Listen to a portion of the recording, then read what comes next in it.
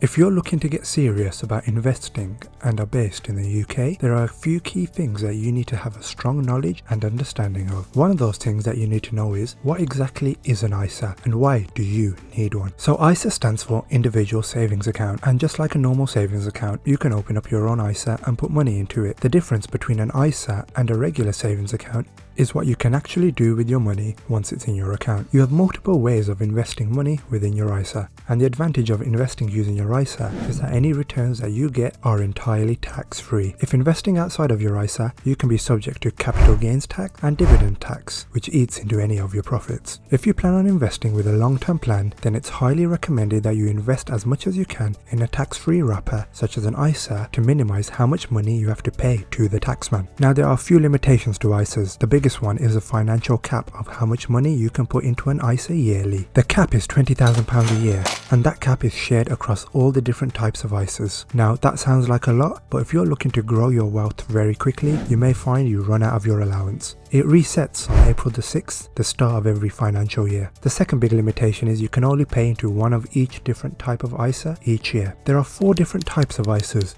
You have cash ISAs, stocks and shares ISAs, innovative finance ISAs, and lifetime ISAs. Each year, you can only pay into one of each type of ISA. You can't pay into 2 different cash ISAs in 1 year, for example. So what exactly is a cash ISA? A cash ISA is very similar to a normal savings account that you would open with any bank. And like savings accounts, there are many different types of cash ISAs. You have easy access cash ISAs, which allow you to withdraw your money at any point you want. These will usually have the lowest interest rates but offer the most flexibility. Then you have limited access cash ISAs, which allow you to take some of your money out, but not all of it. These have a slightly higher interest rate but slightly less flexibility. Finally, we have fixed rate ISA, which locks your money away for a set period of time, typically ranging from 1 to 3 years. These offer the highest interest rate, but if you try and take your money out before the end of the term, you will be hit with some major fees. So there is far less flexibility, and it is designed for those interested in putting their money away for a longer period of time. The advantage of cash ISAs is mainly the tax-free allowance. It works best for people who have large sums of money saved up and would potentially get hit with a tax bill as they cross the interest earned threshold. I don't think cash ISAs are great in the long term, as you should always look to invest your money to grow rather than just be happy with the interest gains. Next up, we've got stocks and shares ISAs, which is where things get really interesting. A stocks and shares ISA is a savings account that gives you the option to invest into the stock market. There are many platforms that offer stocks and shares ISAs, such as AJ Bell and Hargreaves Lansdown. I personally have been using AJ Bell for the last 5 years, and I think it's great, mainly due to how easy it is to use. You simply deposit money into your account and you can buy and sell shares from within the platform.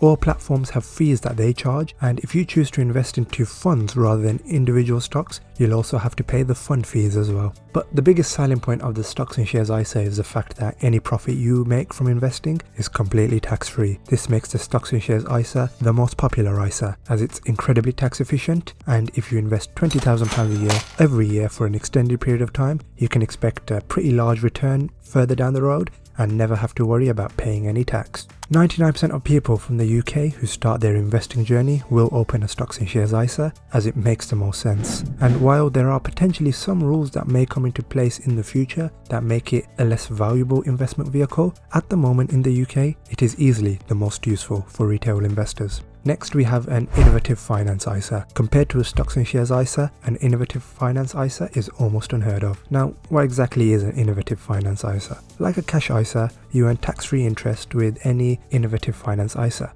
But how you earn it is vastly different. Rather than just letting your money sit in an account and make interest, you instead utilize a peer-to-peer lending network, which essentially allows you to lend out your money in exchange for a higher interest rate. Technically, it's a higher risk because if your borrower defaults on the loan, then you've lost all your money. But in reality, your funds are so spread out and doesn't go to one borrower at a time, so you won't lose a large percentage of your portfolio if someone defaults.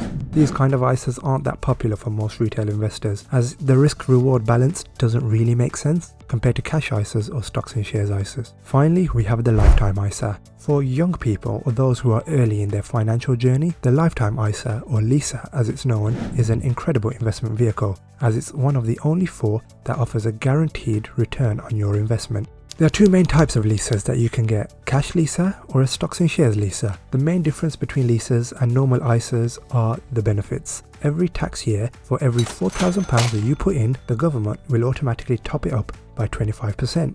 The only caveat being, you can't take the money out of your leaser unless you reach retirement age or you are using it to buy your first home. If you take the money out and you don't meet either criteria, you do have to pay the bonus back, but you do get to keep your original money and any interest that was been made since. The leaser is incredibly powerful for those looking to jump onto the housing ladder, and apps like Moneybox make saving into your leaser easier than ever. So there you have it. In this video I've explained the 4 different types of ISAs as well as some of their benefits. Overall, I recommend opening up both the leaser and the stocks and shares ISA. The 25% bonus is a no-brainer, and once you reach the £4,000 cap, you can just put the remaining £16,000 available to you into your stocks and shares ISA. The tax savings may not seem huge at the start, but if you look 10 or 20 years down the road, you will be saving a lot of money. I'll be making separate videos in the future going over cash ISAs, stocks and shares ISAs and lifetime ISAs. I probably won't be making one on innovative finance ISAs as I think they are pretty useless and not relevant to us for the most part. If you found this video informative and useful, please give it a like and a share. I am a pretty small channel, but through speaking to people in day-to-day life, not a lot of people know the differences between ISAs, so it's something that I thought would be worth sharing with you guys today. Hope you enjoyed the video again, and I'll catch you next time.